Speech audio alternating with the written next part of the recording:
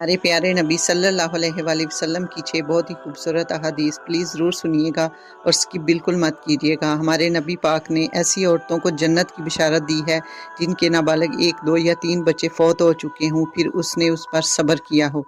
आपने दूसरा इरशाद फरमाया कि शबे जुम्मा सूरह दहान की तिलावत करने वाला बख्शा हुआ है।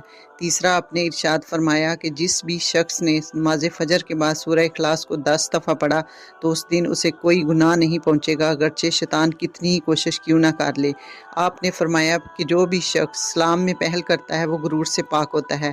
आपने इरशाद फरमाया कि तुम जिस भी चीज़ को अल्लाह के दर से छोड़ोगे, अल्लाह सुब्हाना व तआला उससे बेहतर तुम्हें अता करेगा। और आपने इरशाद फरमाया कि एक नमाज के बाद दूसरी नमाज की अदायगी का इंतज़ार करना जन्नत के ख़जानों में से है। और आपने इरशाद फरमाया जिस किसी ने भी मेरी हदीस को सुना और वैसे ही आगे पहुँचा दिया वो क़यामत में मेरी शफ़ाअत का हकदार होगा। सुभान अल्लाह।